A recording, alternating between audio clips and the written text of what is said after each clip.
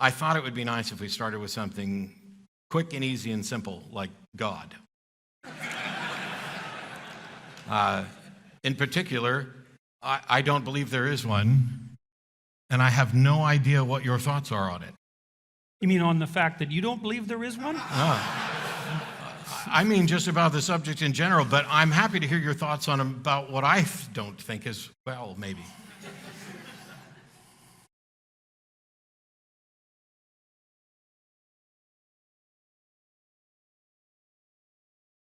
Well, it's a complicated problem, and I don't think that we take it with due seriousness. I specifically don't think that the celebrity atheist types, who I actually have a fair bit of respect for, by the way, take it with due seriousness. So I don't think that they take it with due seriousness from a biological perspective or a phenomenological perspective or a literary perspective or a metaphoric perspective. That'll do for starters. I've become convinced that the fundamental presuppositions of our very functional cultures, or Western cultures say, are nested immovably in a metaphorical substrate. And that when you enter that metaphorical substrate, you're in the domain of religious phenomenology. And I think that not only can you derive that conclusion as a consequence of deep philosophical thought and literary analysis, but that if you know enough about brain function, you'll also come to the same conclusion. I think you come to the same conclusion as well if you look at the evolution of religious cognition from the perspective of an evolutionary biologist and not from the position of an evolutionary biologist whose head is addled by the belief that most of human morality was established in the 500 years since the Enlightenment. So that's a start, I guess. Except, and so you have to bear with me, Yeah, because I'm from Texas. that's okay. I'm from Alberta, you know. It's bigger than Texas, just as bad. Yeah. So the curious thing for me is all of that applies seemingly, if I'm understanding it, to religious thought, religious tradition, the value of religious identity to individuals. And I don't see that any of it relates to whether or not there is a God or whether or not there's sufficient reason to believe there's a God, which is my sticking point. I'm fully fine with the idea, we'll try and get through this without, like, raucous applause, but, hey, at least I got one. Yeah, you don't never complain about raucous applause. Because that's the sticking point for me. I have no problem acknowledging that people derive value from their beliefs, whether or not they map to anything in reality, that they can be inspired and motivated, educated, and enlightened by poetry, prose, metaphor, allegory. But my concern is, having grown up a fundamentalist Southern Baptist, the people who I know and some of the people who are working to enact legislation on behalf of their beliefs are convinced that they have good reason to believe that there actually is a God, not just that it's useful to them. Well, it's not that easy to distinguish between what's useful and what's real. So I think that distinction can be made, but it's a lot more difficult than people generally think. And I also think that there's no doubt that there are different levels of sophistication of religious belief. What I see happening in this sort of discussion, say frequently, and again, like I said, I have a fair bit of respect for the atheist types because they spend a lot of time thinking, and that's generally a good thing. I see most of their thinking, however, directed at the fundamentalist types, the fundamentalist Christian types, mostly of the American persuasion, who suffer from the somewhat understandable illusion that the biblical corpus has the same epistemological and ontological status as a scientific theory, when it clearly doesn't, right? I mean, if you're... Okay, now we're closer to the same page. Okay, yeah. If you're a religious thinker, let's say, if you're a serious student of religious thought and a serious philosopher, one of the things you can't claim is that whatever story the Bible is telling is a scientific theory.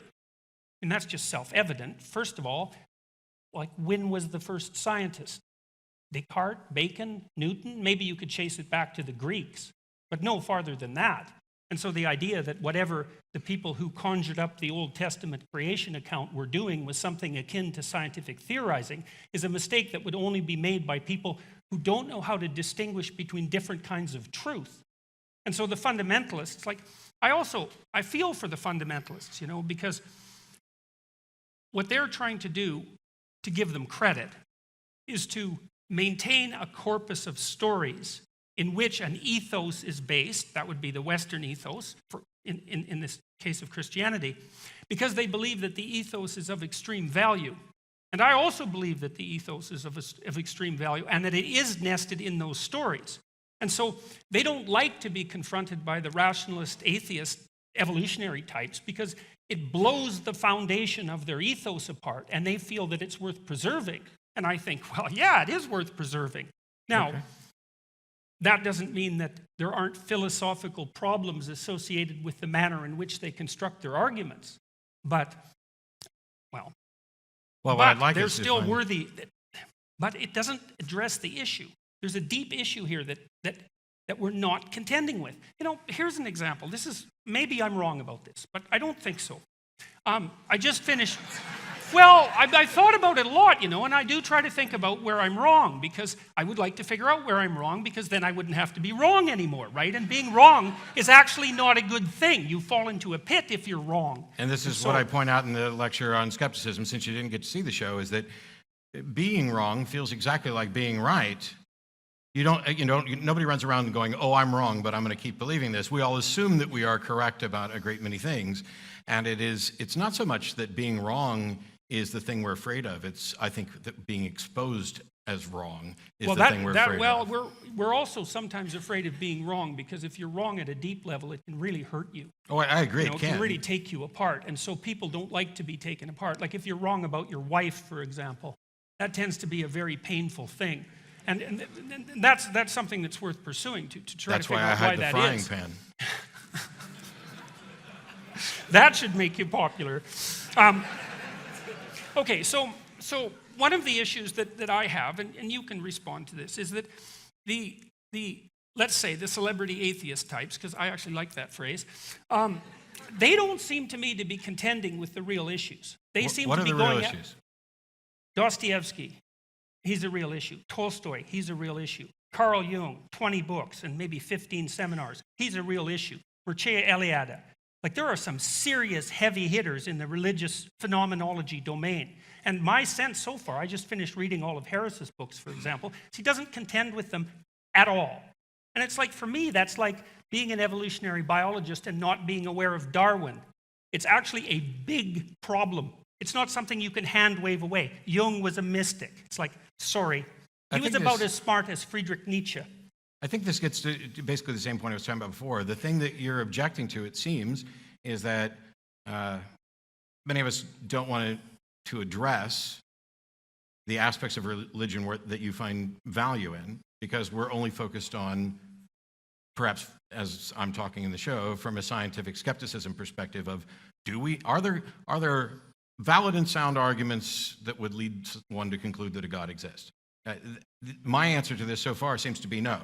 And the apologists, the theologians, they keep presenting the arguments, the teleological arguments, moral arguments, and all these things. They have nothing to do with the phenomenology of religion. They have nothing to do with how this impacts people's lives. This is a question of, is it in fact the case? Is it consistent with reality that there is a God? And is it consistent with reality that there is good reason to believe there's a God? That is where the focus is primarily. Yeah, and it's usually construed as a scientific issue. Well, it's not so. I would never construe it as a scientific issue, because science can't confirm the supernatural. I mean, we are blocked until somebody demonstrates a mechanism by which we can explore and confirm the existence of the supernatural, and then confirm that it actually can impact the natural world. We're stuck, which is why science relies on methodological naturalism. You seem to be able to do it with psychedelic drugs. You seem to be able to do what with psychedelic drugs? Well, everybody that takes them under reliable settings generally comes back and and claims the presence of a mystical experience. Yeah, and that but- seems to be duplicatable and replicable across cultures in labs with multiple different substances, the chemical constituents of which are known very well. It's like it's part of this religious phenomenology. And to me, that's just a set of facts. And we know that people have been using those substances to evoke mystical and religious experiences for, who knows, 150,000 years maybe. Sure. We can at least infer that. And we have no idea whatsoever how much of an effect the use of those substances has had on the metaphysical substrate of our culture. Like, so what constitutes scientific data here is by no means clear. Here's an example of this, for example. So, Well, before the example, yeah. as someone who's been high as a kite, I fully agree that people take drugs and report experiences that they describe as mystical or supernatural. Just like people report other experiences as if they were religious or ghosts or whatever. We have no way of confirming that this something mystical or supernatural actually happened. What this is about the language. Stops people from smoking. Well, you can stop smoking without any sort of supernatural intervention. No, not really. You can't stop smoking without supernatural? There aren't really any reliable chemical means for inducing smoking cessation. You can use a drug called bupropion. I think that's the one. It's whatever Wellbutrin is. Is that supernatural? No, you don't need a supernatural effect, but it doesn't work very well. But if you give people magic mushrooms, psilocybin, and they have a mystical experience, they have about an 85% chance of smoking cessation with one treatment. But that's kind of like evidence, you know. It's kind of like evidence. It's evidence that you can take mushrooms and increase your chance of quitting smoking. But no, it's not. It's indication that if you take mushrooms and you have a mystical experience, you'll stop smoking because it doesn't work if you don't have if the you experience. take mushrooms and you have an experience that you describe as mystical, then you'll increase your chance of smoking. But that doesn't tell me whether or not there was something to this notion that they had an experience that was supernatural in any sense. Well, it's not definitive evidence. It's not evidence at all. Oh, sure it is. Oh, sure it is. No, How is it? Wait a second. Wait a second. That's wrong. Okay. It is evidence. So, because look, no, he's right. You want to speak. He's right. You want to think through this skeptically. Okay. You have a pharmacological substance. It's psilocybin. You give it to people who are trying to quit smoking. The psilocybin doesn't directly have an impact on the smoking behavior. It has to elicit what's described subjectively as a mystical experience. And you can get physiological indicators of that mystical experience. And you might say, well, that's not enough to prove that it's a mystical experience, but, you know, you're conscious and I accept that. It's like you accept all sorts of things without being able to demonstrate their validity on every possible objective, with every possible objective criteria. So don't get in too much of a hurry. It's a serious issue. If you give people psilocybin, for example, and they have a mystical experience, not only are they much more likely to quit smoking, which is really something, but they're also much less likely to suffer from death anxiety if they have cancer. Like, that's quite the thing. And not only that, if you test them a year later and they've had a mystical experience, which the majority of them regard as the most significant one, two, or three experiences of their life, including such things as getting married, their personalities are permanently altered in the direction of more openness to experience and more creativity by a standard deviation. Like, that's walloping effects. So we can't get too much in a hurry about dispensing with all that.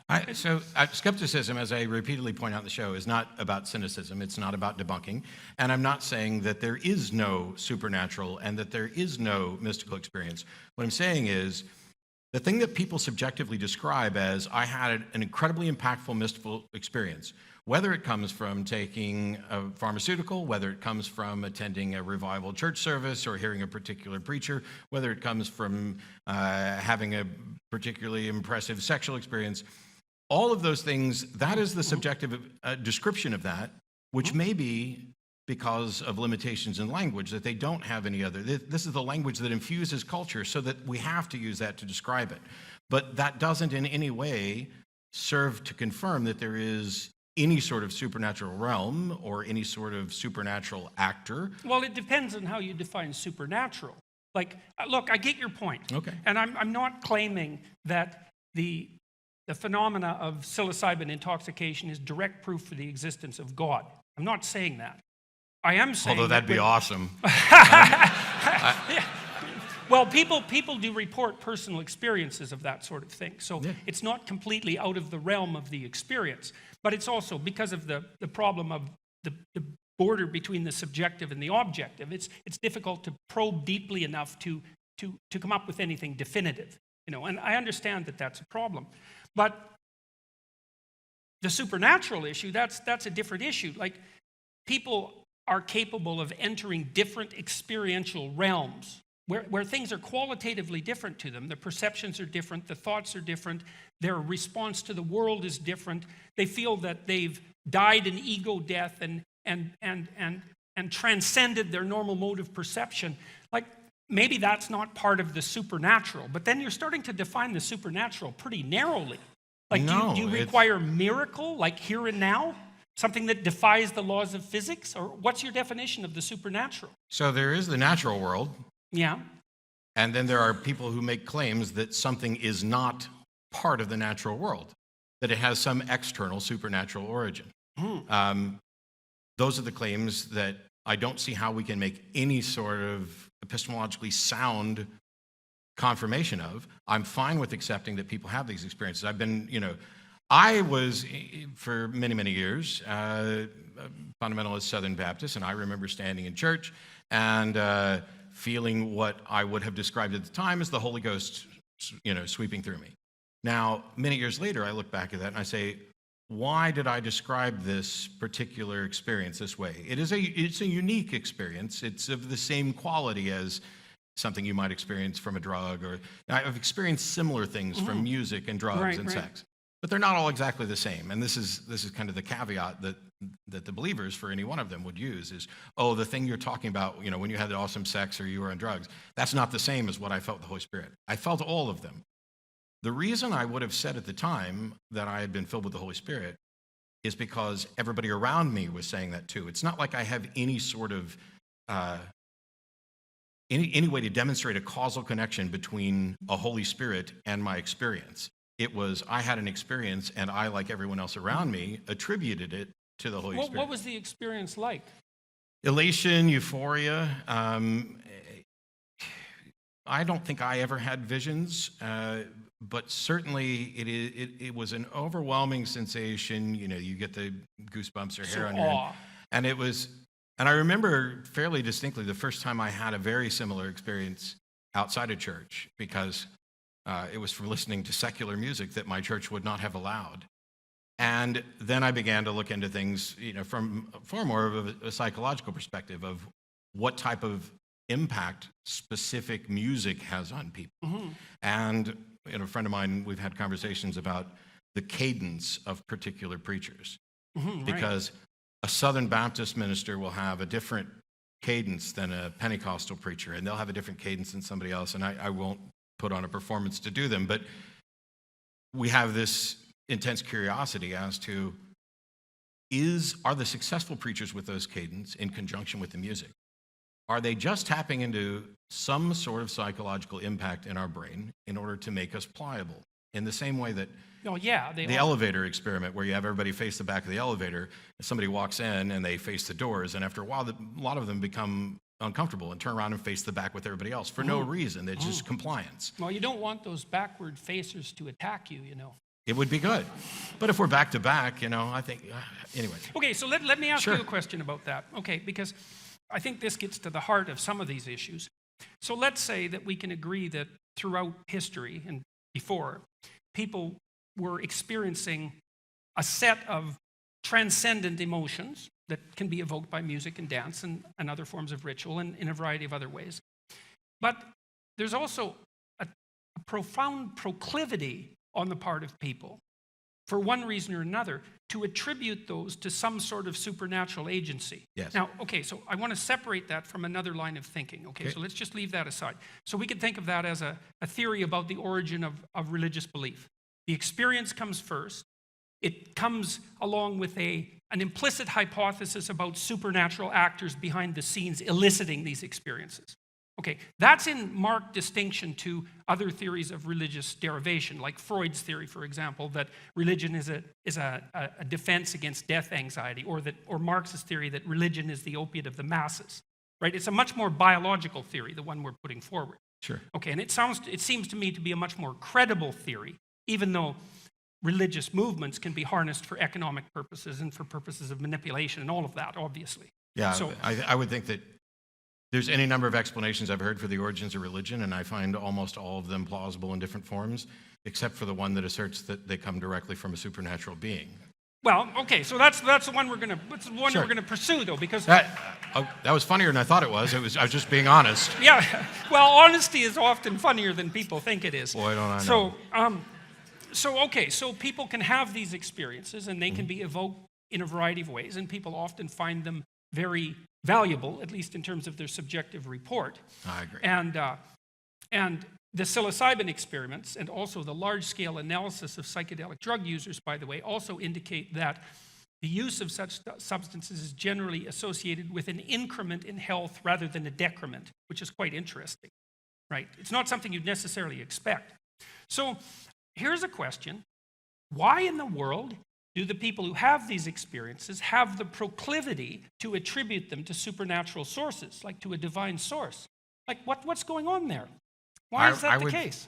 So best guess, and this is contrary. So the skepticism isn't about, hey, let's debunk this and come up with. But if we were going to go through potential plausible explanations, to me this is very similar to in the 40s and 50s when people were supposedly abducted by aliens or ran into aliens. They had descriptions of aliens that pretty much were varied and often matched the various monsters that you saw in the movies then. After 2001, or after Close Encounters of the Third Kind, almost all descriptions of aliens became the almond-headed, this. Mm-hmm. The narrative in the culture about what an alien was converged. Yeah. And people were, this is what I experienced. In the same way that people will sometimes cameras will catch orbs, or a particular lighting effect in a house that is supposedly haunted will be perceived as a ghost, as a spiritual, humanoid form. When we, in some cases, can show that that's actually not the case. In other cases, we have no idea what they necessarily saw.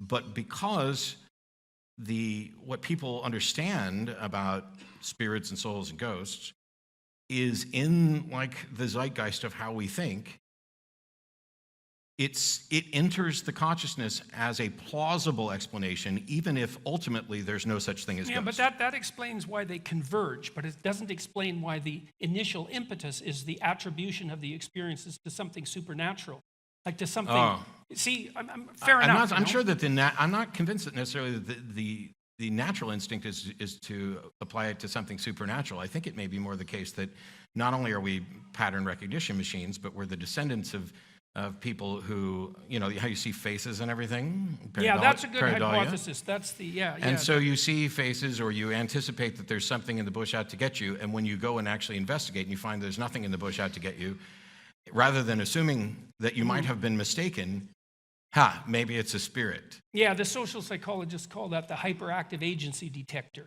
And the fact that we can be, before we had a good understanding, we still don't have a good understanding of death and the mind and stuff. But if I'm standing here talking to you and I drop over dead, there's a clear, undeniable difference in me sitting here as an animated being and me laying there as no longer there. And so it seems a natural inference that something that about me has left. That doesn't mean that there's actually something about me, like a soul or whatever, that's left. We don't tend to think the same thing when the radio stops working or the television stops working. It's not like the man in the TV has left. It's just off. But it seems that those sorts of natural... I don't know if you want to use that analogy, because it suggests that whatever's in the TV is coming from an external source. And you're definitely not making that argument with regards to the soul. Well, the TV station isn't in my living room, so there's at least some external source sending it to there. Right, but that's exactly my point. Yeah, that's all I was going for. You make a case that consciousness isn't exactly in your head either, even though it's localized there. So why would I think consciousness is anywhere other than my head? Well, how do you account for consciousness? Well, I'm not sure that we can account for consciousness. This is definitely true. But Yes. See, and I that's have no another reason real, to well, think that that's it's another, beyond what the brain produces. The fact that something's mysterious doesn't mean that, well, if something's mysterious. Consciousness isn't just mysterious. It's like really mysterious. It's the most mysterious thing. Okay, well, right? the fact it's not like ordinary mysterious. The fact that something is really mysterious to the point where I think you and I would agree that we don't have an explanation for it. Okay, if there was something like that, we'll say that it's maybe consciousness. We agree we don't have an explanation, or at least a complete one for consciousness. Or even a partial one. I Okay, would sure. say. So, it seems vaguely so associated consciousness with the is brain. really mysterious, and you and I have no explanation for it. As human beings, we're uncomfortable with saying, I don't know. This is something I'm trying to teach people to become more comfortable with, is to say, I don't know. And so when you ask me about consciousness, my answer is, I don't know. But for other people, they're so uncomfortable with I don't know that they posit an explanation that they cannot justify. Something is untestable and unfalsifiable, and that is that there's a ghost in the machine. I can't make that leap because it is entirely speculation without support. It seems intuitively right because of how we view the world. And yet, I would rather say, I don't know, and then continue to explore it, because I worry that by asserting what the explanation is, you stop looking for the actual explanation. Okay, so you made the case that part of the reason that we assume beings is because there's a being that seems lacking in death. And that was associated, I had asked the question about why people attribute their mystical experiences to supernatural beings. So we kind of went off on a little bit of a tangent there, but it was related. So we could say, well, your idea is something like people personify the soul for obvious reasons, and they also have a hyperactive agency detector. And so it's the combination of whatever mechanisms that produce that Sure. allow them to attribute supernatural personification to the source of mystical experiences. It's Sure. something like that. Yeah, okay. So let me ask you something. We'll get back to that, maybe. That's fine. Let me ask you something about consciousness. You tell me what you think about this. Okay. All right, so this is how it looks to me. I mean, there's lots of ways of thinking about how people interact with the world. But I think this is how we treat ourselves and other people as we see them acting in the world. And so I would say it's indicative of our deepest belief, because I think belief is associated with action. So the way consciousness appears to me is that it's a faculty, let's say, that confronts possibility. We'd call that possibility, well, sometimes possibility, sometimes we call it potential, like your potential. Sometimes we call it the future. So I don't see us as driven deterministically like clocks, which is apparently, I think, although I've been accused of misunderstanding Sam Harris before, but I think that's the argument that he makes. I see us instead as agents confronting a landscape of possibility. And that what consciousness does is enable us to shape that possibility into actuality. And we do that with whatever it is that allows us to make decisions. I think that our legal system is basically predicated on the idea that that's true. I think that if you treat yourself that way, that works. I think if you treat other people as if that's their basic characteristic and perhaps their value, that you get along with them. And I think that if you organize your society on that presupposition, it appears to be functional. So what do you think about the idea of consciousness as confronting a landscape of possibility or potential? Is there Sure. something? So I don't know that I have that much of an issue with anything in particular that you've said. There's a number of different ways to frame these things so that people can have a better grasp on it. One of the things I know people struggle with is, and we may have to get back to this in a minute, I don't necessarily want to dig in on it just a second, but I would love to talk about it. This idea that absent a God, there's no moral authority. This is a fear that many people have. And when you're talking about viewing consciousness as the way you describe consciousness is what I would probably call our agency.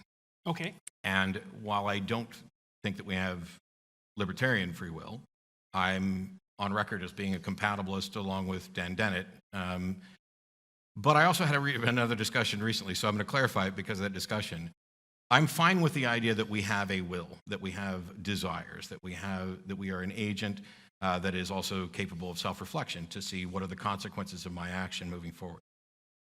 To me, it does not matter if that is ultimately deterministic, like clockwork, or if there was something that could trump determinism. Oh, I shouldn't have said Trump. I'm so sorry. If there was something that could actually overcome the deterministic view, that doesn't change to me the fact that you would be the agent responsible for your actions.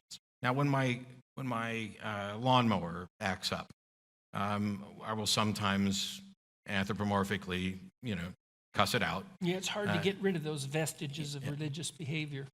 But yeah, it is. Touche. I mean, although at least I got rid of them. I haven't seen you interact with your lawnmower yet. But at the end, I recognize that the lawnmower is not a thinking agent, that is not making decisions. And so that difference between there is where I would inject the sort of ideas about moral responsibility.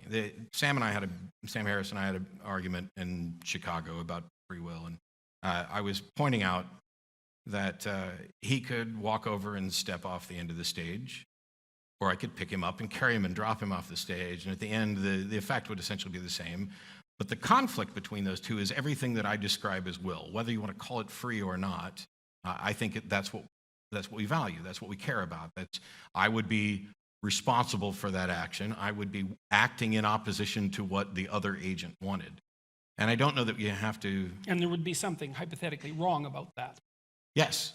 Okay, good. So that's close. We can get to the morality thing, because I think the next question I had, unless you wanted to follow up on that, is a lot of, like I was saying earlier, it seems that you're talking a lot about,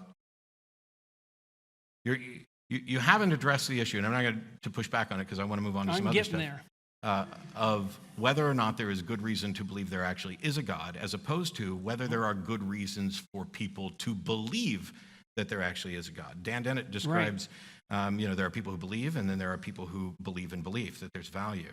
And from what you said here and in some other comments, which I'm not going to saddle you with, I'm curious, irrespective of whether there's a God,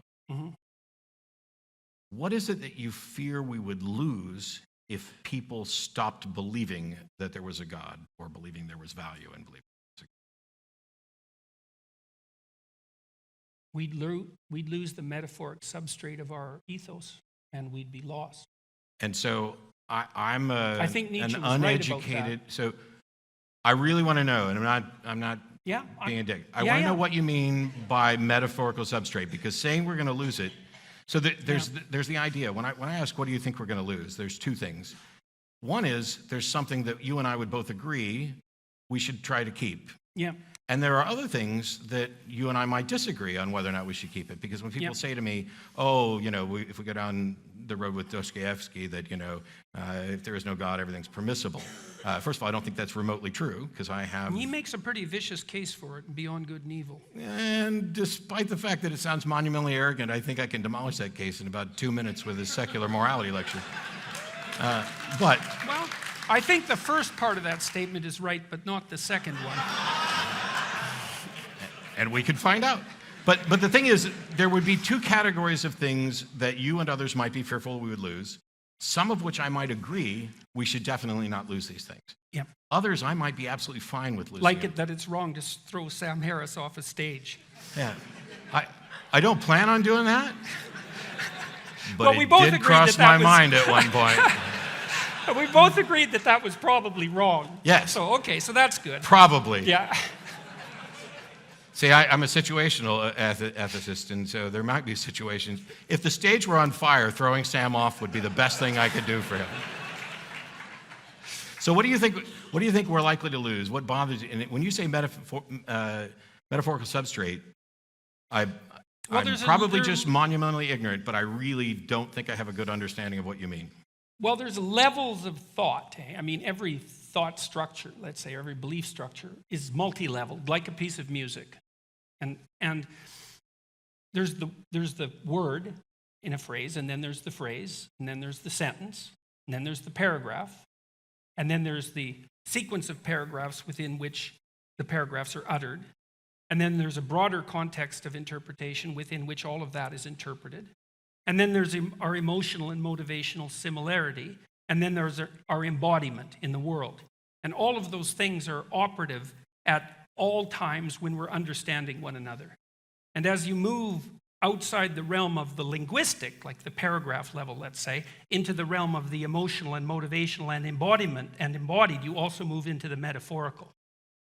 And the metaphorical is structured in a particular way. And this is quite well documented, by the way. I mean, if you look at how the hemispheres interact, so the left hemisphere, broadly speaking, and I'm not oversimplifying this except that we don't have much time, is linguistic.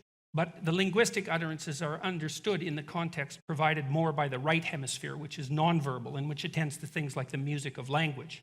And so at the bottom of a linguistic structure, there's something that's extra linguistic, and it tends to take form in metaphor and narrative and drama and that sort of thing. And the religious landscape is the narrative, metaphor, drama landscape. And if you disrupt it, then you blow apart the widest possible context within which the specific utterances are rendered comprehensible. Okay, so I followed all that, shockingly. Anytime you were talking about signs and hemispheres and all this other stuff. So when you're talking about the broader context, if we lose belief in a God, we lose that metaphorical substrate that is the broader context in which we evaluate these narratives. Yeah, that really grinds them into our bodies, that makes them things we believe rather than just think. Sure, but see, you didn't what just is it about think, the you narratives? didn't just think that it was wrong to throw Sam off the stage. God, Sam's going to be pissed when he hears it. Yeah. Well, that's okay. Well, so See, there's a difference between thinking something and believing it, because to believe it, it has to be thought incarnated in some sense. It has to be embodied. When I talk about it, belief is this state of being convinced that a proposition is true or likely true. It's everything that I try to do, I tend to view in the form of propositional reasoning. So when we talk about the narrative. Yeah, that's a problem, by the way. Okay. Yeah, well, you can't reduce the world to a set of propositions. Why not? Oh, look. Show me something that is true in no. the world that is not a proposition. That Like you an cannot explicit, put in the statable proposition? something that is demonstrably true that I could not put in a proposition. Oh, that's easy. Okay. Sure you want to go there? I'm not afraid of anything. Okay. Okay. If I'm wrong, I want to know I'm wrong. But Yeah. I'm trying to, for years I had this thing going where people would say, oh, and this is kind of what we're getting at from a different angle. I would say they would be afraid of what we would lose if we lost religion. And I basically said, demonstrate to me any benefit. Oh, you'd lose art and poetry and drama and narrative and story. Are there no godless artists and poets? Well, there are artists and poets who think they're godless. So we might have crossed over into a problem area because no doubt. I can't draw for crap, although I do draw during the show. But one of the individuals who came to the show the other night handed me something that she had spent a great deal of time drawing. She's a wonderful artist. I'm very grateful to get it. And, while I pretend to read minds on stage, I constantly acknowledge that I can't actually read minds. So I can't tell you whether or not she actually believes in a God, but I can tell you that I actually don't believe in a God, and I could write But you act poetry. like you do. Huh? But you act like you do. That's why you didn't I want to throw act poor like- Sam off the stage. No, now you're making a claim. Okay, so I'm telling you I don't believe there's a God, and Yeah. your response to that is, I really do, because I have a moral sense. But my moral sense is utterly without any appeal to a God. Explicitly. Or implicitly. Maybe. The f- That's not so obvious. okay, it's really See, it's because easy. you regard Sam Harris as an implicitly valuable entity. Because otherwise you just throw him off the stage. And then the question is, well, just exactly why is he an implicitly valuable entity? I don't What's think your metaphysics of that? I don't think he's implicitly valuable in the sense, in the. I don't think he's implicitly valuable in the sense that the universe has implied that there's something explicit about it. For me, morality is far simpler than some people. Now wait, make you it out sounded to be. doubtful about that. You know that, like Maybe you've been you're the mind reader. You've been, well, maybe. Because you've already suggested that despite me sitting here and having talked about this for decades, that I don't believe in God, that I actually do because I have a moral code. But my moral code, which I've I was talked more about, specific. I said it was because you didn't want to throw Sam off the stage. yes, it wasn't but just you that didn't. you had a moral code. You didn't even attempt to ask me why I didn't throw Sam off the stage. Instead, you went to why do you think Sam has implicit value? Because it seems that in your narrative, I'm willing that's to go the there. only justification. Well, maybe you were afraid of being punished. I think you no. Oh, I think okay. you can have a perfectly acceptable foundation for secular morality, even if it fundamentally centers around selfishness. I'd rather not be thrown off the stage. It's in my best interest to encourage that sort of understanding in others, and therefore I will not throw him off the stage. I would rather not have my stuff stolen, and it's in my best interest to encourage others not to do that, so I will not steal stuff, and I will work with others to ensure that the people who steal stuff are punished. It is in a virtually pragmatic moral system. Why do you think it's not in your best interest to have stuff stolen from you or to be thrown off the stage? Why is it not in my best interest? Yeah. No, you don't get to think, oh, that's self-evident. It's like nothing's self-evident to the skeptic. Let's keep that in mind. Oh. Well, so... Because if we're going to get skeptical here, we might as well go all the way to the bottom. So for Sam and I, the foundations, and we're not the only ones, but I tend to reference Sam just because if I say this, then somebody will say, well, that's exactly what Sam Harris says, except that, I was given this lecture before he wrote his book. But his book is better than my lecture, so read his book. When I talk about this, I'm talking about well-being is the language that Sam uses. Oh, sad. I don't care whether or not somebody else considers that morality. I would think at a minimum, would you and I agree that... That whole well-being thing, man, as a basis for a metaphysics, that's just a non-starter. We're not basing metaphysics on it. Sam is. No, he's not. Yes, he is, because he's out to maximize well-being. You can take it up with Sam. Well, okay, sorry. Do you think I'm wrong about that claim? That's what I understood from I don't reading think Sam's saying anything metaphysical about it. So here's the thing. We are physical beings. Well, it's his fundamental claim. So it's sort of at the basis of his ethic. And so he says, well, we should work to maximize people's well-being, or at least to... He does a bit more than that, because he says we should minimize their suffering. He's not maximize, minimize in this sense of simple consequentialism. Let me do this. Okay.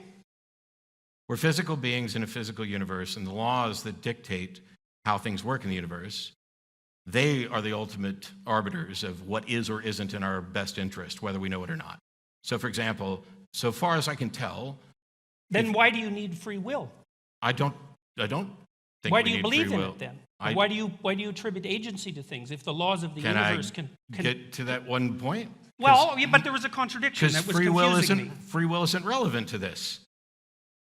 It is if the laws of the universe are what are dictating what's good for us. No, because if you chop off my head, that is clearly not good for me. And it doesn't matter whether it was an act of free will or if it was my lawnmower. It's clearly not good for you because you think you're valuable and worth preserving. Yes. Okay, that's the issue. Why do you think you're valuable and worth preserving? Because I am the descendants of people who thought they were valuable and worth preserving, and the ones who didn't think that have killed themselves. But this is not a statement about... This is not a statement about intrinsic value. I don't know. Yes, I think it is. Okay, but I think it is. Okay. The reason that we talk about this in terms of well-being is because irrespective of whether or not I care about well-being, there are facts about well-being. Sure, let's hear them, man. Line those suckers up. If you chop off my head, it's in contradiction to my well-being. I mean, but the point... No, I wasn't willing to grant that, actually. Okay. I'm saying that's a metaphysical presupposition.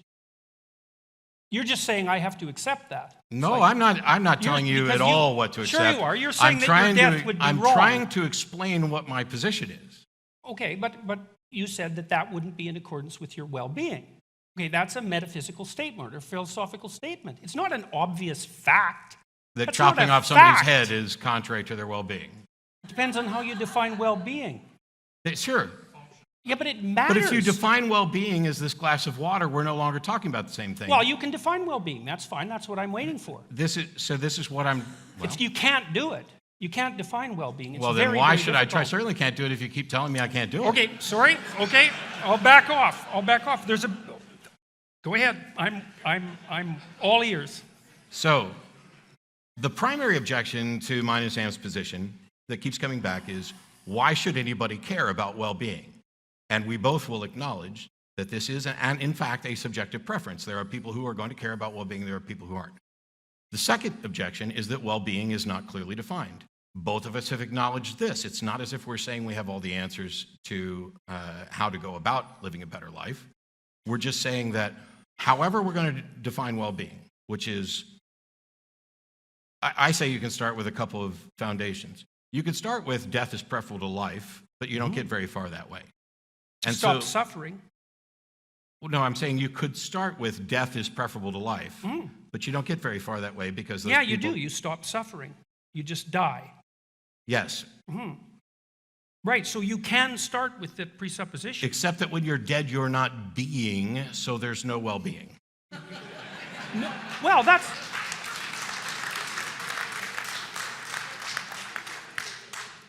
That's not necessarily the If case. we're looking because you for the could make best things about our life, you Yeah. can't say death is better. Yeah, you can. Well, People I do know all that the you time. can say it. People do all the time. They do. No, look. They can I'm not express being their flippant preference, about but their this. preference can be wrong. How can it possibly be better for your life if you're dead? What if you, are a terminal burn victim with cancer? So this is the point that I was getting to.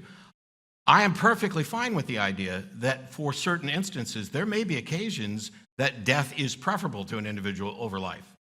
But when we're speaking in broader terms, if we're talking about let's create the best society we can, let's create the best quality of life we can for people, death is not that across the board. That doesn't mean that there aren't individual exceptions. So the foundations that I started with, you could start with death is better than life, but blah, blah, blah. If you start with life is generally preferable to death, health is generally preferable to sickness, happiness is generally preferable to sadness, none of these are absolute locked in stone rules. From those things... Okay, so if you start with them. Yes, if you So start... you're not skeptical about those claims? Wow. Well, I'm asking. I came out and said that I wasn't going to be trying to straw man you left and right. And now every time I say something, you're like, oh, so you're not skeptical about that. Well, I'm trying to I haven't gotten No, to sorry. I'm not trying to attack you. I'm trying to understand where your argument begins. Well, it seems odd that you would come out with, so you're not skeptical about that. Well, that's a while question. I'm on my skepticism tour, while I'm in mid-sentence to describe that these are the general foundations that you start with. Okay, that's what I was asking. Those are, okay, so, but what you're saying, if you're saying, correct me if I'm wrong. I'm not trying to be difficult. You're saying that those are your starting positions. Those are the things that you accept. I'm saying they can be. On faith. No. Oh, you have a rationale for them. Yes. Let's hear it. You already have. Life is generally preferable to death because we're talking about our life, and death is generally not in the interest of the living. It can be an exception. This is the point that I was getting to. So you could start with those foundations. You could start with any three that you found. You could pick three arbitrary foundations. And the one aspect that makes a secular moral system distinct from religious pronouncements and divine command theory and those sorts of things is that the secular moral system has as its goal the object of getting better at getting better, which means if you find out that one of your foundations is wrong or in conflict with something else, you can now change that. You could start with death is preferable to life, and then when you find out that it's not working that well, you change that foundation. I think that these foundations, based on the evidence of how people tend to live their lives and what they care about, are a good set of three. There could be better ones that somebody come up with. I'm open to revision on any of these at any time. But to say that I'm not skeptical about them is exactly the opposite of what I am. Because skepticism is about, I'm not going to accept something as true without good reason. And it's about being open to revision should there be evidence. If you and I agree that we care about a good life isn't very well defined. And we may have different ideas about what good life is. But if we could actually just sit here and take notes, I think that we'd come across maybe a handful of things that we would agree would make for a good life. If we take those and compare them to the foundations of a secular moral system like what I'm describing, we can determine non-subjectively whether or not the list we've come up with are consistently approachable from that foundation. And we can do that for religious moralities as well. The analogy that I've used in the past is, for example, a game of chess. There's nothing about the universe that requires that we care about chess or care about the rules of chess. The rules of chess are arbitrary. Somebody made them up. We changed them. We added en passant. We added castling. We added things like that. We have the rules of chess. We don't always know what the best move is. But if the goal of the game is to win, or at a minimum, not lose, then we can analyze the moves with respect to the consequences and with respect to the goal of winning and determine which moves are better and which moves are worse. That is what a secular moral system does because it allows revision, whereas religious systems don't allow for revision. There's not a Bible 3.0. There's not a Quran 2.0. There's no new revelation from God to say, hey, I said all this stuff about slavery, now I'm opposed to it. Or, hey, I was really down on homosexuals, but now I'm okay with it. Hey, when I said that here's what caused diseases, or that you were unclean and shouldn't enter the temple, all those things are actually wrong. The germ theory of disease is right. And none of that's come out. Well, there is kind of a Bible 2.0.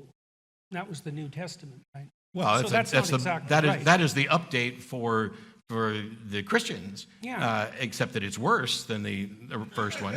Well, that's not exactly the point. The point is there was an update. So, well, okay, the update, it's not like Jesus came along and said, hey, in Exodus 21, where I was saying you could have slaves and beat them, we got that wrong, or you got that wrong. That correction's never given. That thing about, in Leviticus where we point out that women are worth 2/3 of that of a man, we got that wrong. None of that is corrected. In fact, the reason I say it got worse, although I didn't know we were going to go down the biblical route tonight, is that if you look at Jewish tradition, when you're dead, you sleep with your fathers. There's no real clear notion of an afterlife.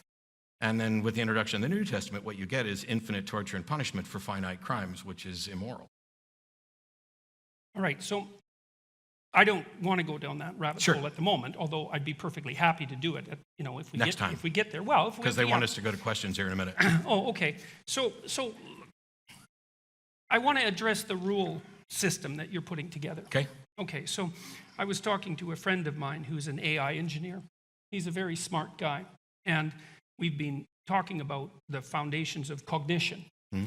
And you know that artificial intelligence systems don't run on rules. Right. Well, some of them do. Well, and certainly they run on an operating system that is full of rules. That's actually not relevant in this case. But that's the physical because they could foundation. operate on all sorts of different operating systems. Well, but okay, so but there's a foundation. The foundation I'm pointing to is the physical facts of the universe, and that would be roughly consistent with the hardware and the operating system that they're running on. But I'm sorry, I interrupted. No. I mean, that's a reasonable objection too. But look, one of the things that happened and I think this is one of the problems with the we can generate a rational system of rules that can govern our behavior approach, is that since the 1980s, people have been trying to build rule-based expert systems that can do relatively simple things. Relatively simple. They're not that simple. Like basic medical diagnosis. They don't work. Rule-based systems don't work. You can't get them to operate intelligently, which is why machine learning came about to begin with. Because whatever machine learning is doing and allowing for predictions, it doesn't seem easily decomposable to a set of listable rules and a map of their interactions. The world doesn't seem to work that way.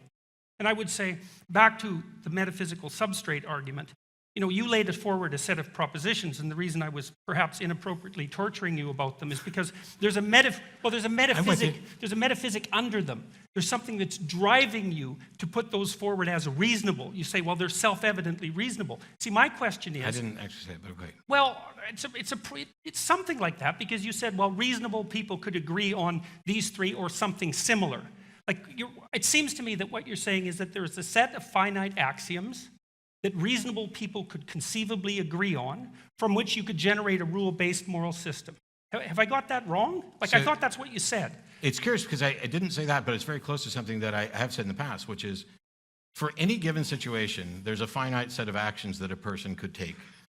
And some set of those actions are better than others with respect to whatever the goal is. If the goal is to continue a decent life or improve the quality of your life, some set of one or more actions that you could take in this instance produces results that are better in ways that we would agree they're better.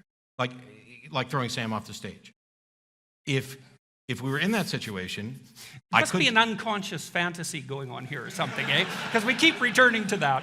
And it's fun. But one of the possible actions of this set of actions would be for me to throw him off the stage. Another possible set of action would be for me to, shield him. It is clear, and you can say that I'm just saying it's self-evident, it is clear that one of those is going to be more in Sam's best interest and perhaps even more in mine than another. That's all we're saying. We're not pretending remotely that we have the answer to every possible scenario, just that we have the foundational tool set that allows us to come up with the right answers. And we do this in opposition. Yeah, but you also think that you can do that with a set of rules. So first See, of and all, I actually don't think that's technically tenable. I don't think there's any evidence for that. I don't know why it wouldn't be. Well, you can't build expert systems, for example. Well, you can't say that you can't because... Well, we've tried for about 40 years with no success. Gee, 40 years out of 13.7 billion, and we haven't cracked it yet, so it's impossible? No. But 40 years of exponentially increasing computational power with Partially. no solution on the horizon except for AI. So, and the latest AI thing, which I absolutely love because I'm a chess player, is the DeepMind AlphaZero thing that learned the entirety of what humans know about playing chess in 4 hours or so and then beat the best previous chess computer. And people are saying, oh, it's the beginning of Skynet because now we have this sort of thinking. However, that method produced better results of letting it play itself with chess, giving it no opening book, giving it no history of chess, nothing. Well, that's my point. It didn't give it no rules.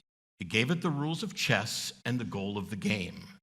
Yes, but it didn't give it rules about how to play the game. Correct. Right, and that's because rule-based systems about how to play a game aren't optimal. No. That's why. What happened is the AI took the rules of how to play the game and what the winning goal is, and it experimented and found the best ways to achieve that goal. And I think that's what human beings have done throughout the entirety of history. We're beings in a physical universe. We have the rules. The goal is to survive, and I would say the goal should be to thrive. Mm-hmm. And we are continually finding the best rules and the best methods.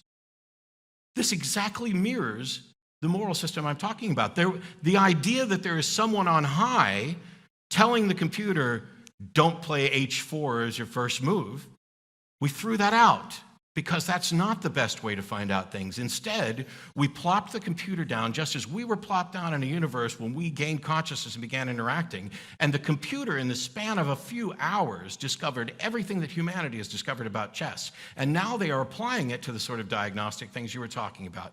I think that is directly analogous to what the best explanations of what human beings have done. And what happens, from my perspective, is that the thinking about morality is so difficult for some that it's just easier to say, this person told me, or this God told me, or this is the case. Because having to sit down and do the sort of life inventory to figure out, hey, what's best for us? I mean, even figuring out what the goal of the game is harder for some people, and so they accept and fall into these traps of like authoritarian models of this is what your goal is.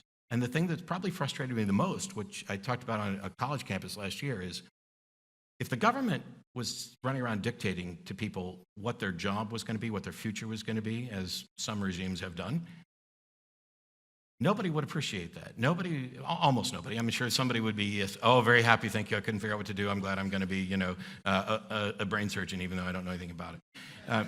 But if the government was dictating things like that, there would be revolts. There have been revolts. And yet, curiously, when people think there's a God or a divine being or some cosmic consciousness or collective consciousness that has dictated a goal for them, they celebrate it. And that contradiction has bugged me for years. Yeah, well, there's no doubt that systems of belief, let's say, including religious systems of belief, can devolve into a kind of totalitarian rigidity. I don't think you can necessarily lay that at the feet of religious belief. I mean, human systems... No, I'm laying it all at humans. Yeah, I mean, right, it's, okay, so it's I fine. just, It's I a just broader view phenomenon. humans using religion Yeah, in that way. yeah, yeah. So what do we do to close? Because I heard you said that we have to take questions. Hey, we're going to take some questions. Oh. Because I could actually... Sorry, I didn't mean to commandeer that. I was just curious about timing. You could have just as easily said it. I'd be happy for another 5 hours talking, but then they'd charge us a fortune, and all these people who have questions that are better than the ones I'm going to come up with. So there's microphones actually up like, yes, where that guy, oh my gosh, he's lit up where we can see him. A couple quick notes about questions. And by the way, thank you. This has been great, and Thank you. We'll talk some more.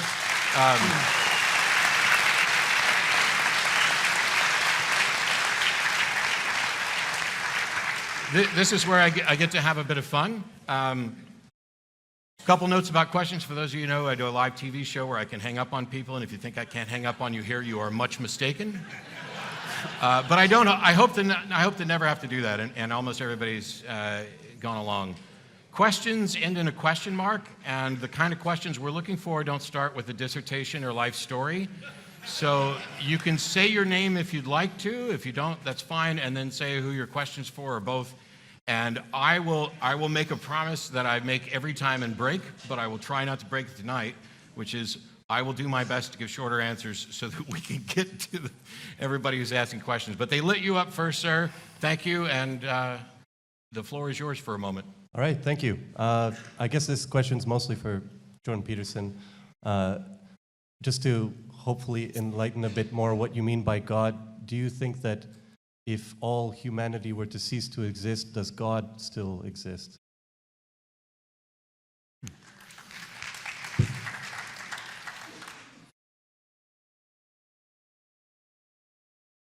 I don't think I know how to answer that. It's just, the situation is too hypothetical. I mean, I can take a crack at some of it, but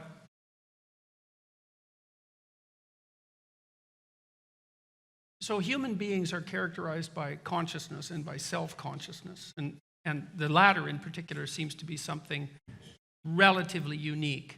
There's some vague evidence for self-consciousness of lower sorts in animals, but it's not very compelling.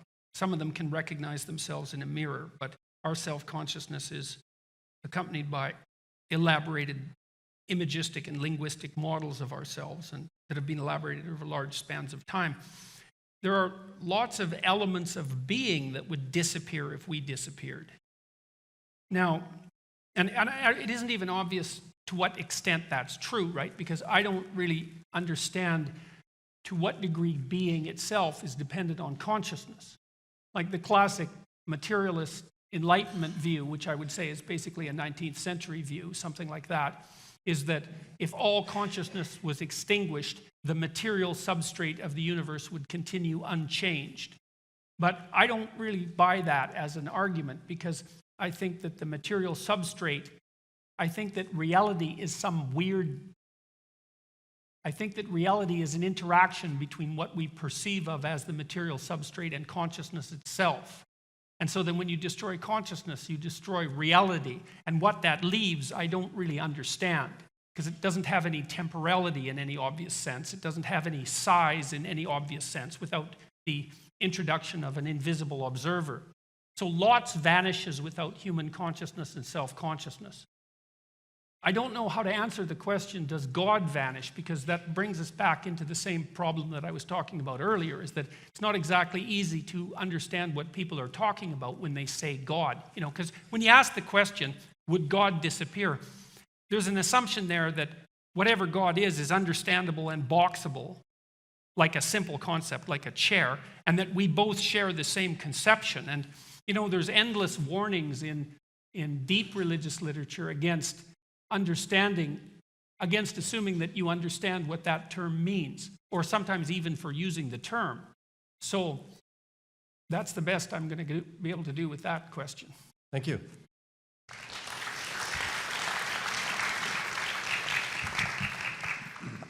Hey there. So my question is about something that Matt said, but I'd actually like to get Dr. Peterson to address it first, if that's okay. So Matt, you said that some people are not willing to put in the work of developing sort of their own moral system, and they like turn to religion to free them from the burden of that thought. But doesn't it make sense on some level to view religion as like an archival system that holds truth? Like if we abandon that, are we not then just in a place where everyone is forced to invent their own morality for themselves throughout their life, and then like a baby born has to try to achieve that again? Like that No. seems like from an operative level just an impossible system to set up that would ever get you anywhere. So I'm just wondering how you would resolve that conflict. That was Nietzsche's critique, essentially. Well, I'm not trying to set up the system. I think the system is already set up. So my goal is not to rid the world of religion. That's just a fortunate side effect from my goals. My goal is to have the best understanding of reality that I can, and for other people to do so as well. Now, when I talk about religion, there are things within religious histories, within religious teachings that are passed down, which are true and good and useful. And there's no reason to think that any of those things would go away if we stopped believing in a God, because they are true and good and useful whether there is a God or not. If the thing that we're worried about is, and I've asked people before, and I apologize if anybody is bothered by this, but there are people who are like, oh, if you don't believe in a God, what keeps you from running around raping and killing people? And I was like, so if you became convinced today that your belief in God was unfounded and you were forced by reason to give it up, would you run around and start doing that? And there are people who will say yes, and I hopefully, optimistically don't believe them, but we know that there are people who do that. But the truth about what is good and useful is true whether a particular religion survives or not. And we don't lose that because children aren't born with an understanding of morality. They learn that. They are educated by their parents. They are taught. They explore the world. Everybody does, in fact, go through the effort of creating and understanding their own morality. It's just that we adopt things from figures around us who show evidence that they are smarter and understand this better as a shorthand. We ride on the shoulders of giants. The curious question is, and I ask this for people ostensibly who are Christian, who believe in both a God and a devil, is how did you decide that God was the good one and the devil was the evil one? Because the model is that, well, God wrote his moral code on your heart, and that's how you tell. But if that's the case, then whether or not, if the devil had written his moral code on your heart, you would be saying he was the good one. The truth is, you are using your internal, personal, subjective assessments to determine that God is the good one, or this religion is the right one, or the First Baptist Church got it right, or the Second Baptist Church got it right, or this is the preacher we should hire. This is what we do. And I don't see much value in worrying about, oh, is it all going to go away, when it's clear it doesn't, because secular individuals are no more immoral or criminal-minded than anybody else. In fact, there may be some cases to show that we're less. But in this society, they are no more criminally minded. Like, we have a religious foundation, right? Like, I wouldn't go around like raping and pillaging if I abandoned God, but there were societies that did when they didn't have that structure. So how do you resolve that? I'm not saying that religious authorities haven't been useful. It's just that what I hear from some people is that we should keep this because of that particular usefulness, because they fear what will happen otherwise, because what they've seen in the past. And I don't buy that, because that boils down to saying, I may not need religion, but you people do. And that is far too arrogant for me to ever adopt as a position.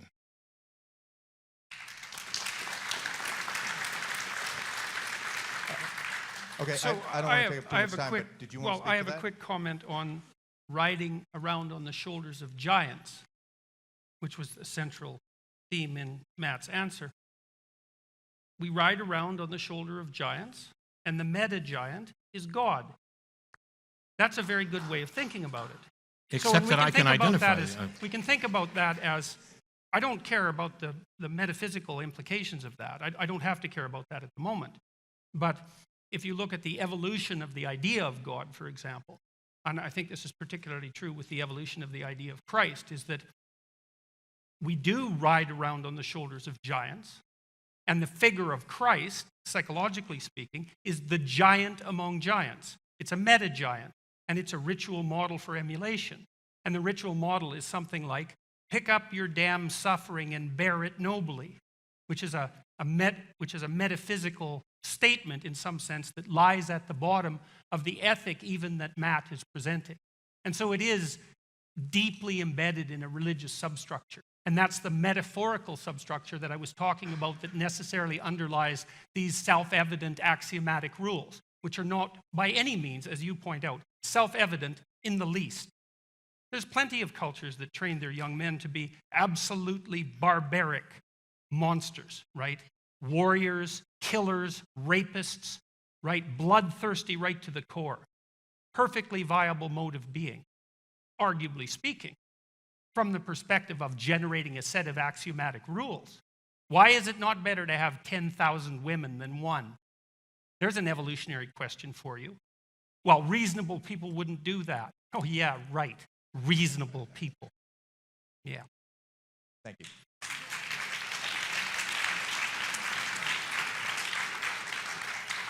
So if it's not clear, I can point to the giants. I can't point to the mega giant. It's because it's an abstraction. Sure, but when you hold Christ up as a particular figure, the only information that I have about Jesus comes from the Bible. And rather than going through all of it again, because there's lots of people with questions, if you go to ironchariots.org, you will find a verse-by-verse deconstruction of the Sermon on the Mount where I point out that Jesus gave some good advice and some crappy advice and some questionable advice, and that's not enough.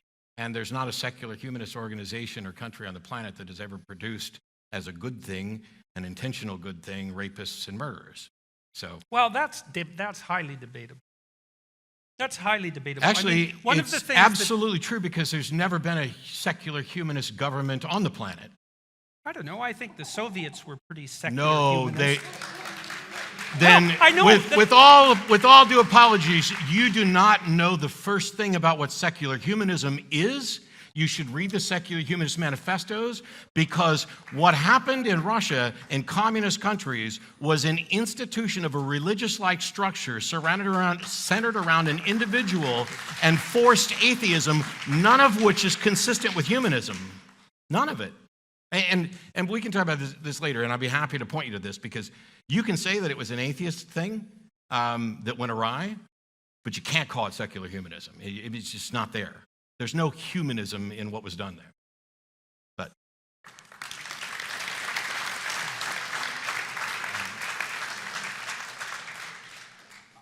I'm one of those who believes that there's no such thing as an atheistic thing or a non-religious thing. I was listening to your talk at Lafayette, Peterson, last night there, and you were talking about how all action is religious.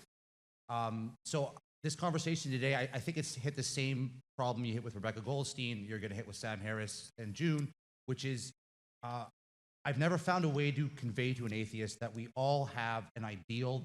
You can call it God, you can call it a transcendent ideal, call it an axiom, call it presupposition.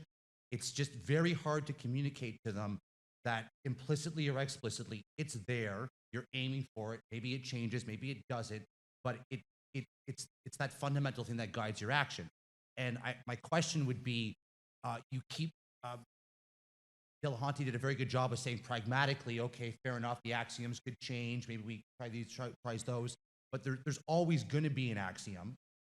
It's a transcendent thing because it's always changing, so we all have that. So again, the definition of God is just kind of useless, but maybe you want to explore why there is a partial definition of God that makes all actions religious, makes all ideals you're approaching for a form of God worship, whether you want to call it that or not. I hope that's coherent. Well, Carl Jung had some very interesting comments about that. He said, psychologically, for all intents and purposes, your God is the highest value that you have. Right? It serves functionally as your deity. Now, you may not clothe it in a personified manner, although you tend to, because you tend to act it out and assume that other people should too. So it implicitly has a personified form. But if it performs all the functions of a deity, let's say, then it's importantly related in some sense to a deity. And I think that that's actually technically true if you look at how human cognitive structure works. I don't think it's escapable. Does that make sense to you? Bill, or is that like I don't feel I've ever heard No, an see, atheist when you express said that you they have understand that. difficulty explaining this to atheists, I don't know what atheists you've been talking with, but I'm right on board, and I functionally understand and can agree with this. So secular humanism can easily be viewed as a religion. The U.S. Supreme Court has defined it in the sense of pursuit for ultimate answers to ultimate questions or things like that. But if you want to say that my God is truth or goodness or whatever thing, I'm fine with that in a poetic, even metaphorical sense. The problem is when you talk about if what you believe in fulfills all the roles of a deity, I think you're sidelining what a lot of the roles of a deity have played throughout the entirety of human history, because they're advocating, many of them, not all, most, I would say, are advocating for an actual thinking agent, supernatural, that is the creator and or sustainer of the universe. And nothing about my pursuit of truth or goodness or secular humanism fills that particular role. So already we are cherry picking the aspects of God traditionally and saying, Matt has these particular aspects that I also attribute to God. And I agree. I just don't have the other ones, and those are the ones that I want justification for. Okay, thank you. Sure. Yes, sir.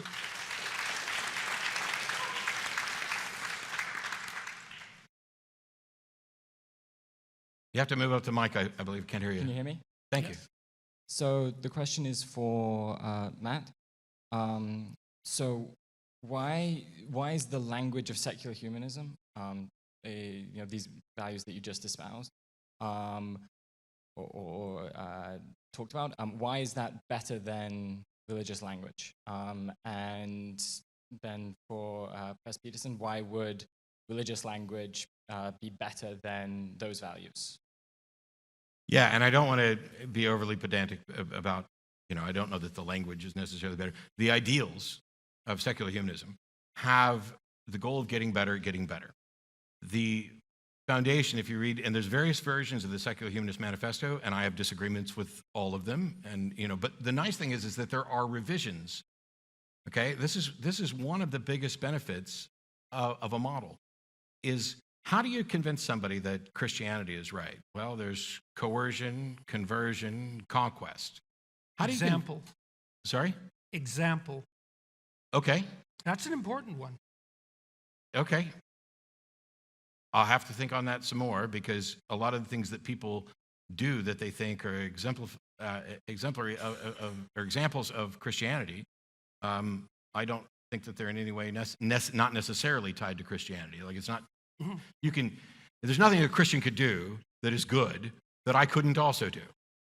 And so the example thing doesn't work. But with secular humanism, it is through debate, discussion, data, and convincing people. It's not like we're running around saying, we're going to conquer and install this here. We're not going to make a proclamation that we have the one true right answer. The position that secular humanism takes is, as far as we can tell, we get one life. If there's more, hey, bonus, show us, we'll be convinced. It seems that we are, as human beings, as agents, stuck here trying to figure out the best way to live this life. And so we must rely on ourselves and not make appeals to supernatural agents that we can't demonstrate or that don't seem to intervene on our behalf. And if they exist, they're free to come in and step up and tell us where we're doing it wrong. But for now, we're just going to try to do the best we can with what we have to make the world a better place. That's the foundation of secular humanism, not any proclamation that we've got it right.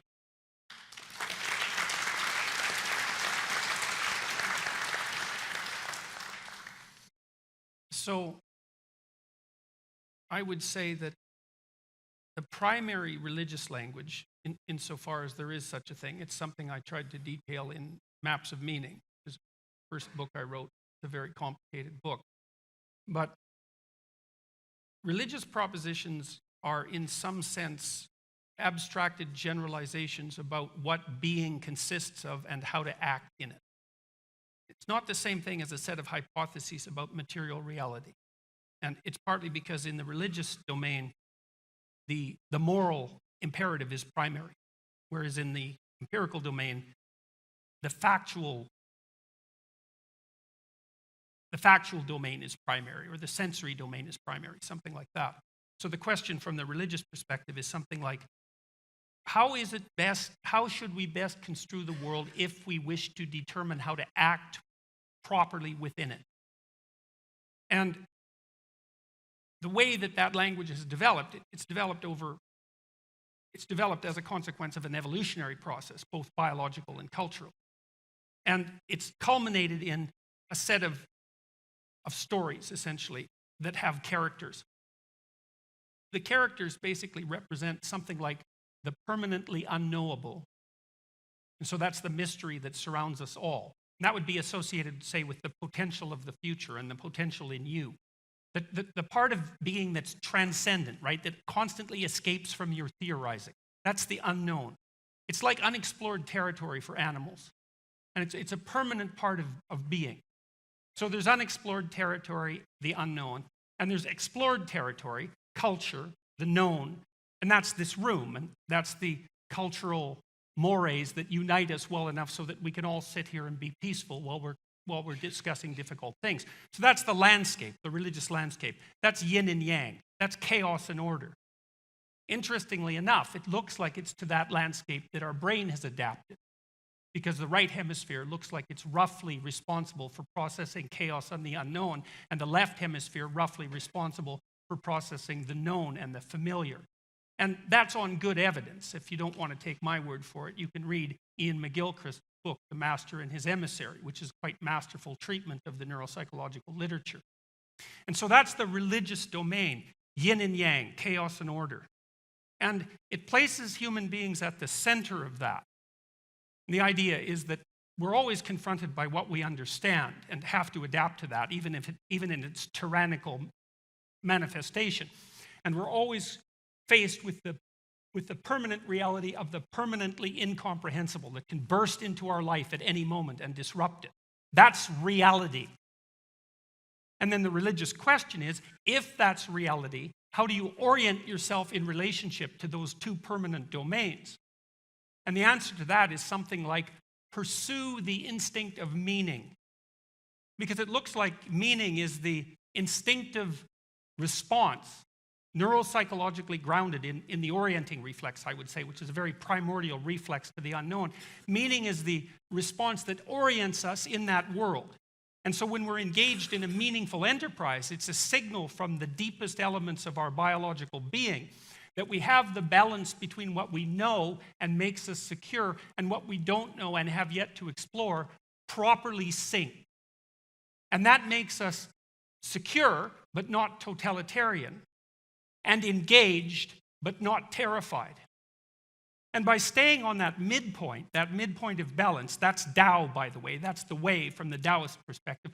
By staying on that midpoint, we do what's best for us, what's best for our families, what's best for our community, and God only knows beyond that. We do all of that simultaneously, and we can tell that we're doing that. It speaks to us when we're doing that. And that's the deepest of religious instincts.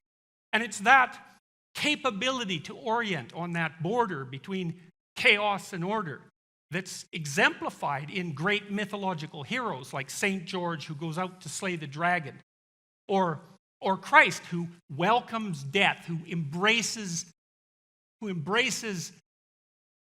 mortality and vulnerability and strives forward nonetheless. And there's nothing outside of the religious language that communicates that kind of grandeur. There's nothing that you can use to communicate to people who are in the direst of straits what's most important about life in the manner that will help set them straight and put their soul at peace. So that's the advantage of the religious language.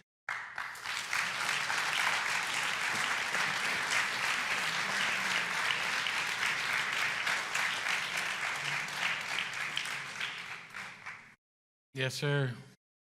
Well, thank you both for a very interesting and revealing exchange. My question is for you, Dr. Peterson. You alluded to an important distinction between someone who would actually be an atheist and someone who merely professes to be an atheist. You implied that Matt and others are not genuinely atheists. I'm curious, why you think that.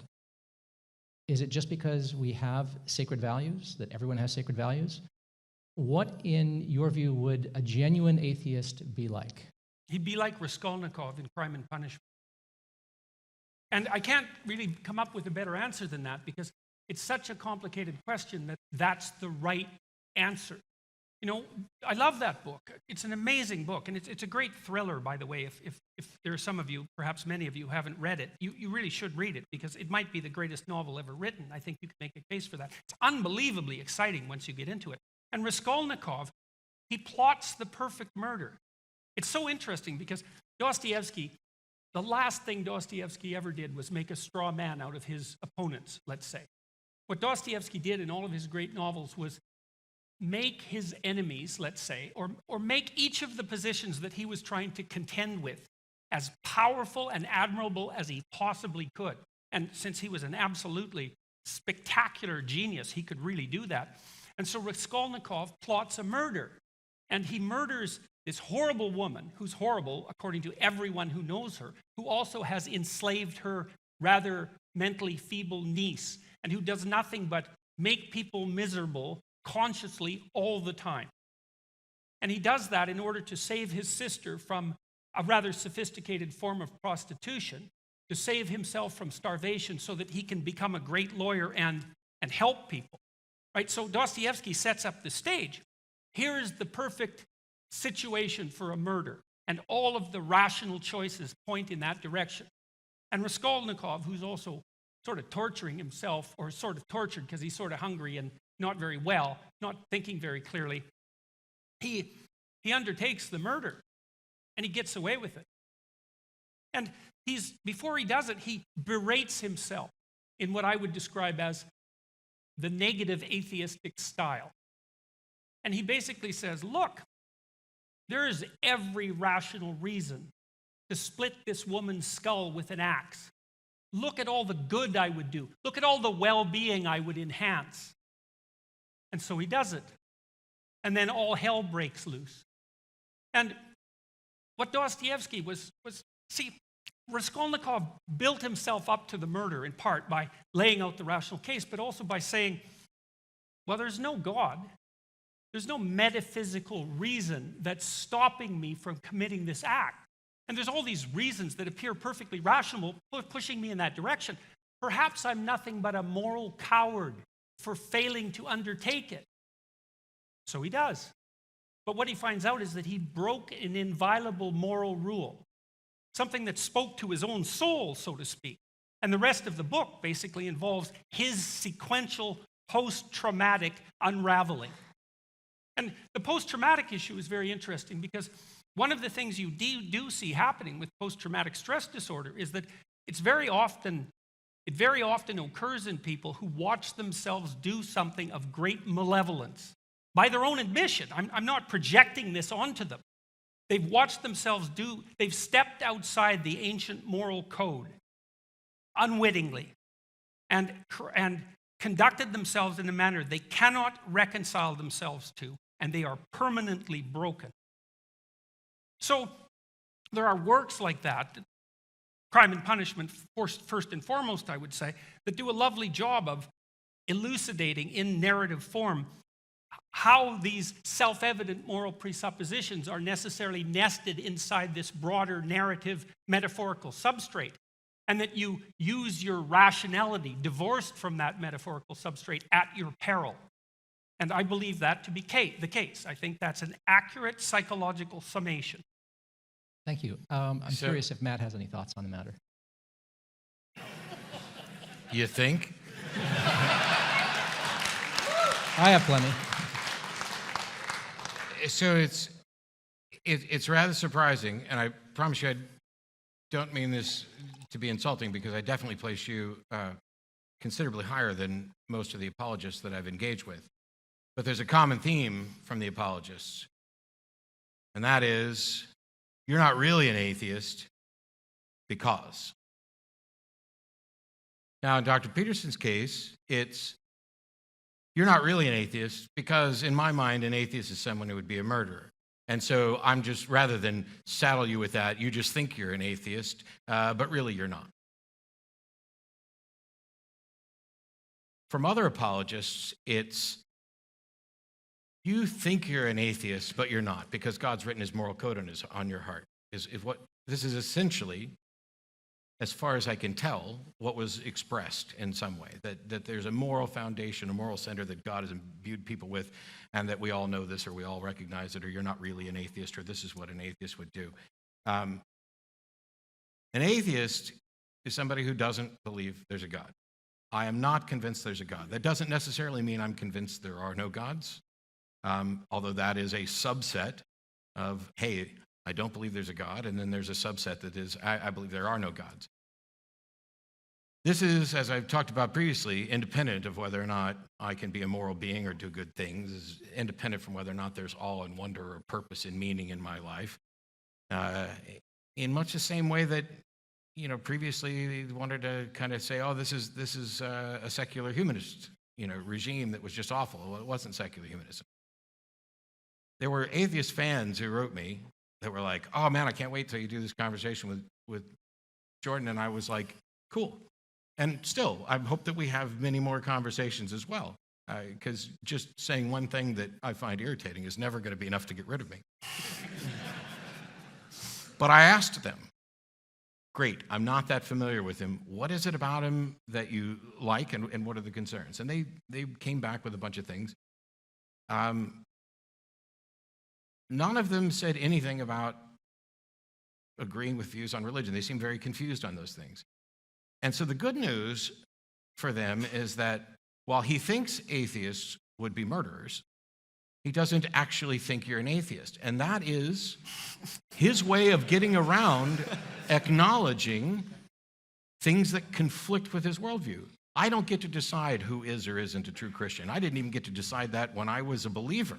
I definitely don't get to do it now. So if somebody tells me they're a Christian, I'm going to have to accept that. I have a model in my head of what that means.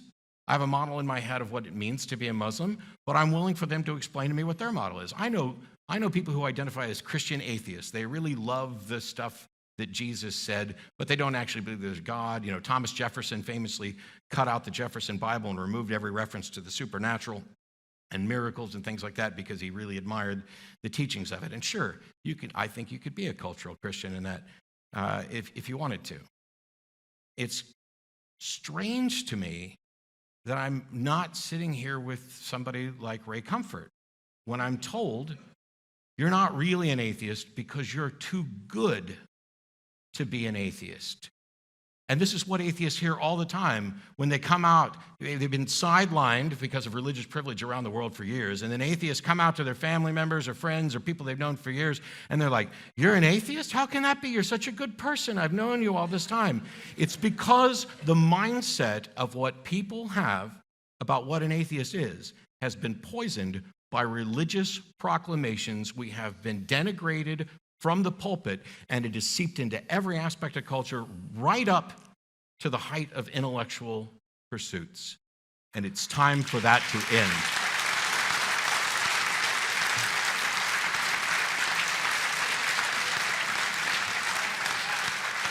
And I hate to tell you, you get the last question for us. Oh, that's so much more pressure Sorry. than I can handle. They're flagging me. Okay. You want to talk more about consciousness or more about morality? It's your question, man. Yeah. Okay. Morality? Yeah, all right, fine. So, Yeah, because that'll be quick. yeah. Not like consciousness would have been any quicker. So, Matt, thanks so much for coming back to Toronto. Always great to hear you talk. Dr. Peterson, thanks for coming. Mr. Peterson, you seem sort of very willing to talk about how evolution and biological underpinnings can influence the meta-narrative down the road that, underpins our lives. But can't it also just be that evolution underpins morality without that extra step? Like, isn't it enough that the only animals that evolved are the ones that didn't die, and the only ones that evolved into a society are the ones that could live in a civilized society? Like, isn't it really clear that there are evolutionary underpinnings to morality, and that there are animals that display morality, and that it's not just humans? We're really good at it, but we're not the only ones. Well, I would say certainly the last part of your statements are true, is that you can see what, like morality in some sense is an emergent property of group interactions. It's more complicated than that because it's group interactions across time. It's more complicated than that. You see the clear underpinnings of morality in animals. Sure. You're asking, does there have to be something metaphysical beyond that? No, I'm saying what okay. seems metaphysical to us is just because we're like really faulty analyzers of the real world, like the whole shadows in the grass, type 1 and, like false positives, false negatives. But like, why we wouldn't be a society if we were just naturally disposed to being immoral? Like, morality is entirely selfish. It's really good for me to be moral because my life's really good that way. And it makes me feel really good to be nice to other people.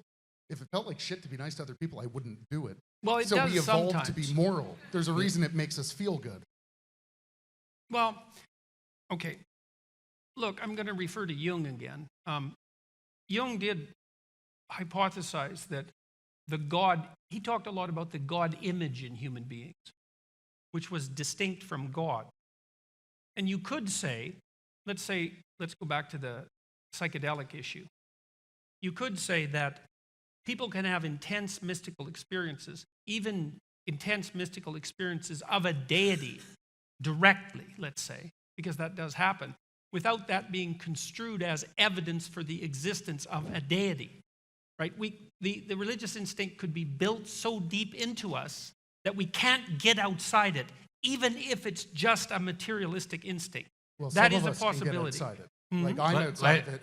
Let him finish because we're out of time. Oh, well, and I don't really know how to distinguish between those things. I'm not even sure that you can distinguish between them. Now, do I have anything else to say about that in closing? No, I guess I don't. I mean, I tried to lay out these views, the answer to your question, in detail in my first book. It's about 600 pages long. And it's really, really, really, really hard. But it does address what you're asking. And I don't think there's a real simpler way of doing it. I didn't find one. I only have a couple things to add before we close this out. First of all, I have no idea how long my first book's going to be, but it won't be 600 pages. Not that there's anything wrong with that. Also, I don't think I have anything specific to tag on to your question because I get the impression that we're likely on this similar pages because I think that that the moral, cultural aspects of this are something that happen naturally. We observe in other primates senses of fairness. And the key cornerstones for morality from my perspective, while I gave an outline for a secular moral system, the foundations of that are empathy and the desire to have a good life. And the last note is one time when I was on LSD, I was staring at the wood grain on the bathroom door. I don't know why I was in the bathroom, but I was there. And from the wood grain on the bathroom door, an image formed. This is not a joke. It was a strawberry with an S on its chest, and a face and a cape. And Super Strawberry flew off that bathroom door and did a lap around my head before it smacked right into the door and became wood grain again. Coolest trip ever. And despite that, I don't think it points to the reality of Super Strawberry or his abilities.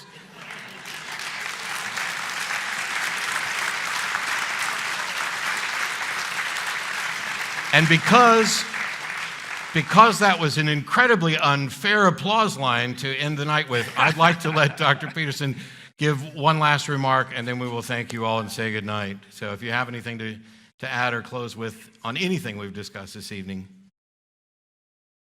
Well, I only have one thing to say. I mean, I'm very pleased, for what that's worth, that these sorts of discussions are taking place and that there's an avid public audience for them. It's like, great, you know?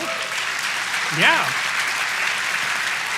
And on that note of complete agreement, Thank you guys so much for coming out. We really appreciate it. I look forward to seeing you sometimes. We'll come back through. Cheers.